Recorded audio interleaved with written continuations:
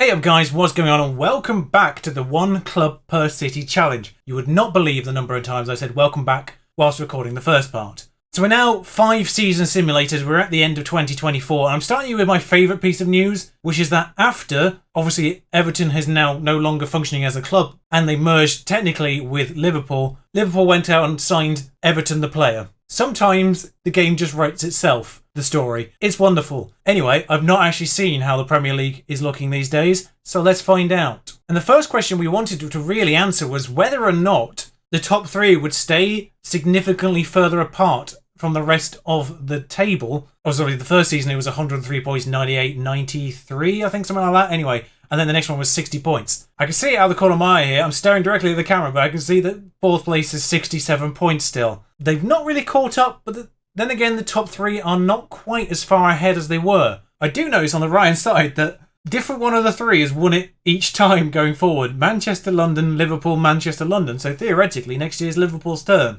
I'm not sure that's how they're doing it, but we'll find out. The second thing to work out is now whether or not we have European stalwarts. Obviously, Wolves and Leicester were their 4th and 5th last time around. I can see Norwich is still in the Europa League. They were in the Europa League last time we looked. And Newcastle have made their way into it. And now there appears to be an almost 10-point gap between 7th and 8th again. And it's certainly a lot tighter going downwards as well. I seem to remember the relegated size being less than that point-wise. So it looks like this has stabilised a little bit. Interesting to note Birmingham towards the bottom now. They were obviously with Norwich in those Europa League spots last time, as we see here. So yeah, the bottom 3 were sort of 20-ish points, 28 points, 26 points, 25 points. So that appears to have spread a few more points down towards the bottom at the very least. So we'll see how the 5 years went. So it looks like Wolves maintained their Champions League spot for next year, as then did Birmingham. Norwich missed out massively that year. I do see Nottingham obviously back up. I was kind of hoping for that, if I'm honest. Both Welsh clubs going down, and actually the bottom end still 20-something points. Leicester nicking into Champions League, Brighton making it with the Southampton, along with Wolves in the European spots. Bottom end starting to reach the 30s actually now. Burnley making Champions League in 22-23 with Leicester, Norwich and Birmingham in the Europa League spots. Wolves missing out entirely. And then the current year is actually the first year Newcastle's been up here. Still massive goal differences on the top 3, but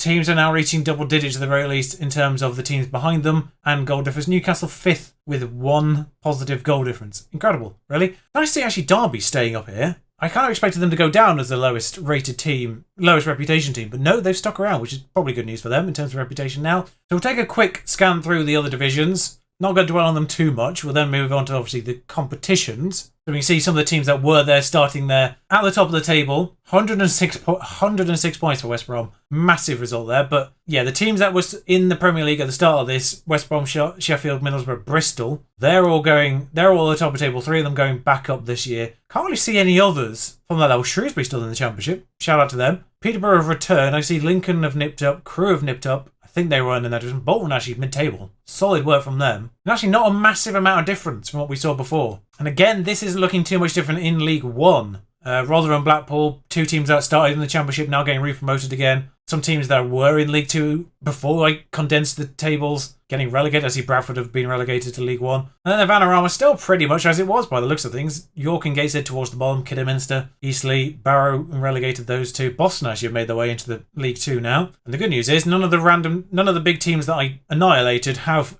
squeaked their way back up again. I did check a couple of them. They do seem to be still down there. Did forget to detach a couple of managers, so apologies Frank Lampard. So we can see here in the 5 years we simulated, London have had it 3 times. Liverpool and Manchester have had the FA Cup once apiece. Liverpool actually didn't even make the quarter-final of this one. Where did they go out? Beat by Cardiff, of course. And I can already see here, Wolves have won the Carabao Cup this year. Liverpool, Manchester, London, yep, the big 3 still there. So this is the first time we've actually seen someone outside the top 3 win any competition. Now I'm going to go to the Euro Cup first. You can see no English winners in the last 5 years. I am intrigued to see who the finals were between the last 5 years. Wolves made it to the final in 2022, and that's the only time an English team's been in the final of this lot. Now, the Champions Cup should be a different story, of course, because now there's 3 super strong English teams. It's more likely one of them's going to win it, and I can see Liverpool retained it in 2019-20. Did we check this? I can't remember if we checked that or not. Liverpool did it again in 22-23, and Manchester have taken it this year against Milan. Not merged them together, of course. None of the others actually in the semi-final, though. And it does actually, I do have to go back to the quarterfinal to find Liverpool and London. In fact, London beaten by Manchester. That kind of ruins it. I am intrigued to see, actually, how the fourth teams have fared. So we can see Burnley did not get out of their group with Porto and Bayern. Unsurprising. And that's a good point. I will just go back to the Europa League and see how the other teams have fared, because obviously only one of them got to the final. But we'll see how they've fared generally in the group stages. Leicester actually topped their group with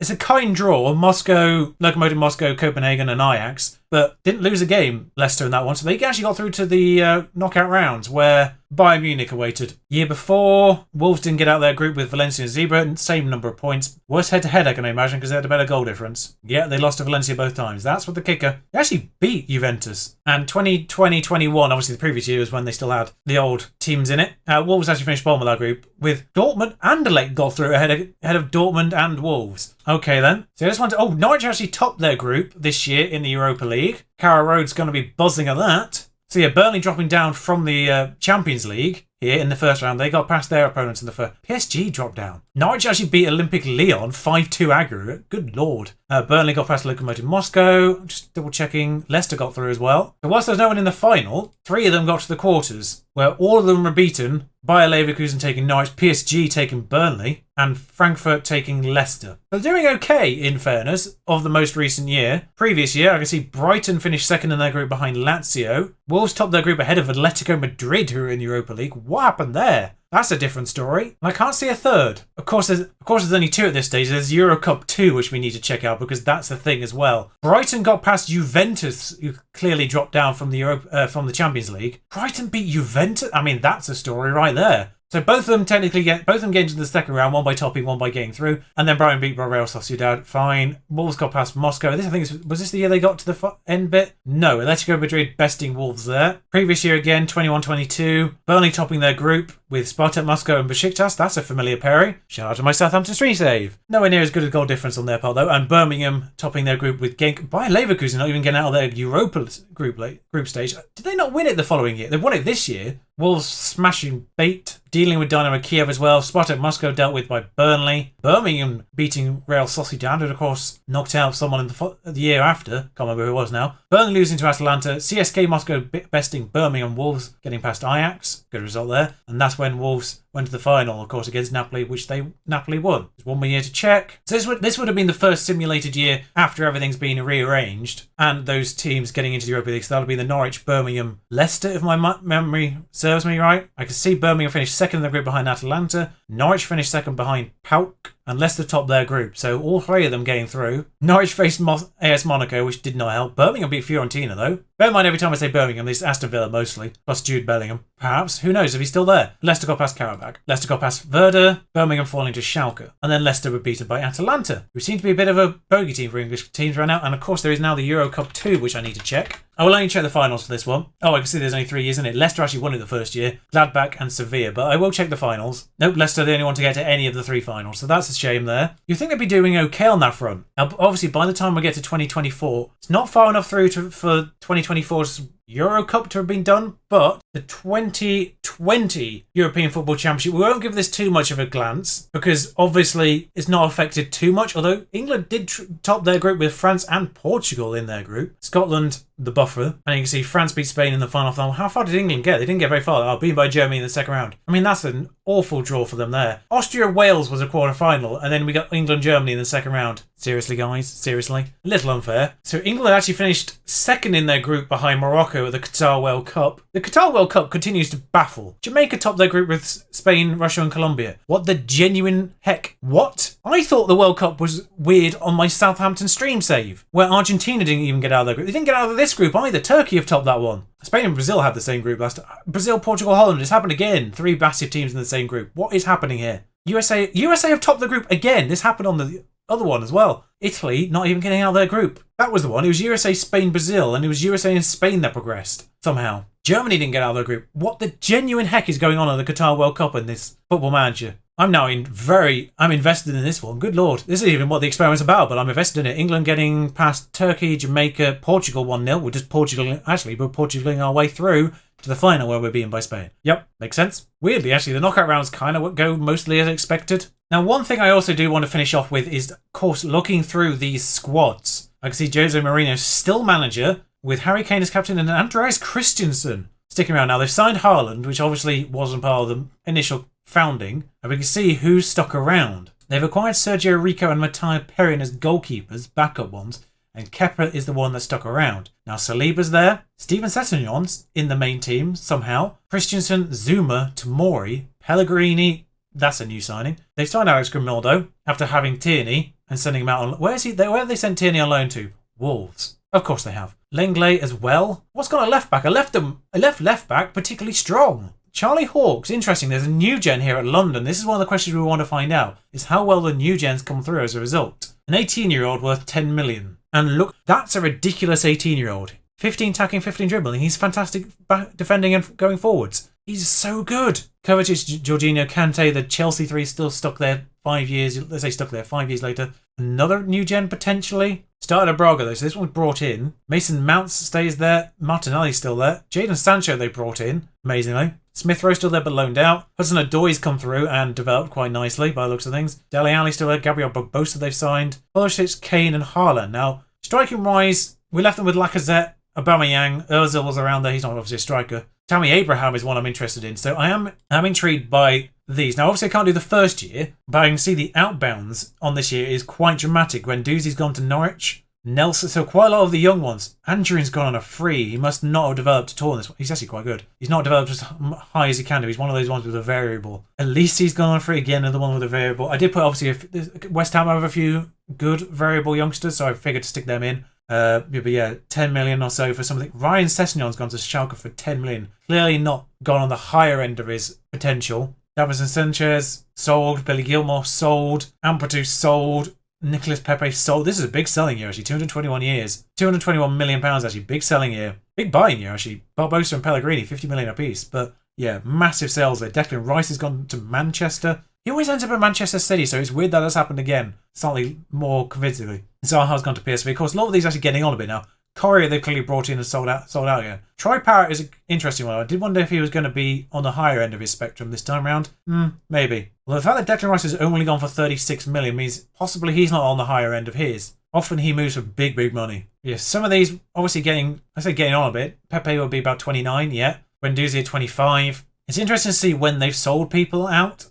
Tammy Abraham's gone to Atletico Madrid. That's one of the big ones. Alderweireld was still there in 2022. Juventus. Ndombele went to Frankfurt for nothing compared to what he was signed for. Keena, I did stick in there from Watford. He's gone. Lacazette went to Juventus eventually for 33 million. Fornals went to Burnley for decent money. Azpilicueta went to PSG for big money. Like I say, a left back particularly strong. Not sure what happened to Aubameyang. Did he move on a free in the end? Obviously he's 34 now. Yeah, he did. He went to Ajax. I missed that one. Nakatir went for pittance. Rudiger went for 20 million or so. Torreira went for 30. Yeah, in the first year they bought big from Dortmund and then decided to sign a left back, despite the fact I'd left him with 3 good ones. Thanks for that. Made my sweating over who to keep in pointless. Bellerin's gone, which is interesting actually, because he was the best right back and quite young at that point still. Reece James went for massive money to Liverpool. Berger went to massive money for Madrid. That was kind of one of those options where I left Bergman in because he had potential, but it was quite a busy position. I even released Mora in that spot. Now, obviously, this is something that we only really need to do on this particular instalment of it. I noticed Liverpool don't have a manager. And obviously, London's the big one. We're going to go forward through this one as well. Interestingly, Mustafi, released from, obviously, Arsenal into the ether, just as a free agent, clearly picked up by a Saudi Arabian club, and then bought by Liverpool in the January window. What? That's a baffling exchange there. Like he wasn't even part of the London setup when it was just Arsenal and Tottenham put together as North London, essentially. What? Okay, well, never mind. I'm just intrigued because obviously there's not as many Everton players in the Liverpool one, there's not as many Man United players in the Manchester one, so this will take less time. But I can see 2 of them have already gone. Iwobi to Atalanta and Andre Gomes to Juventus. Dejan Lovren actually a casualty here, losing his spot essentially to Yerry Mina, I suspect.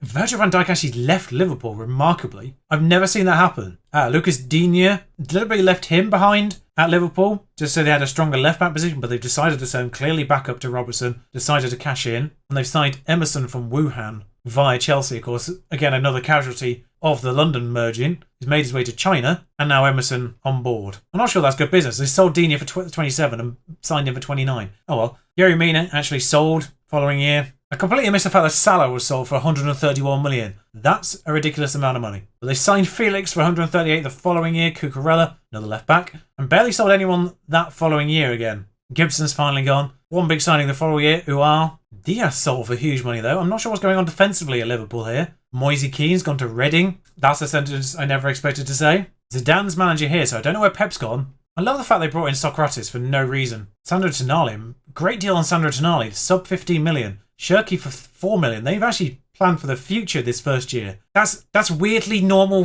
football manager behaviour, like person behaviour, not AI behaviour. And huge sales as well. John Stones, Fernandez. They sold Bruno Fernandes for 32 million. That's not a lot. Dallow's gone. Anthony Martial for 16 million. Angel Gomez. Like, I put in a few of the younger ones with a bit of potential. Now, they covered it the following year with Florentino Luis Di Moral, Leo Esposito for 44 million, 54, Theo Hernandez, Ruben Neves for huge money, Solomon, a couple of these in my Southampton team. Esposito's destroying everything there. Sol Cancelo, but no other main sales, really. Wait, actually, this isn't... There we are. Cancelo, Aguero's gone.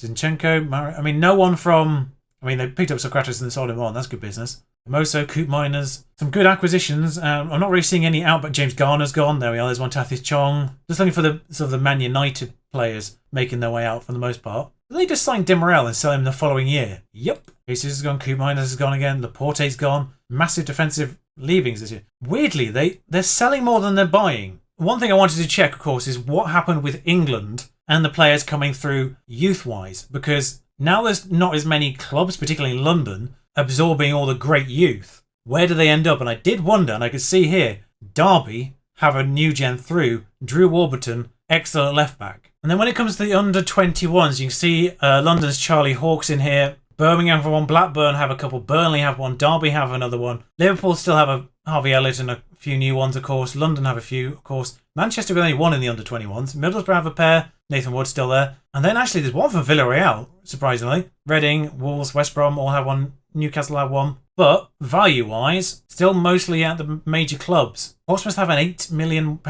striker. He's not brilliant. And of course, the further you go down, the more likely they're going to be on loan. This one at Girona's on loan, of course. I suspect the one from Villarreal was actually as well. Didn't check that one. For Brighton, but you are seeing a much more varied. There's actually quite a lot from Burnley on this at this level, the under-20s. You're seeing a lot more variation in the clubs that they're coming from, which was something I was very intrigued to see, whether or not that would be the case. Sean Dyche is England manager. Oh, of course he is. So I think that just about wraps up this second part. Now, naturally, we won't go too much into transfers on the 10-year one, which will be the next part, next Saturday. And then the 25-year one, part 4, will be out on Sunday. So until those, ta-ra.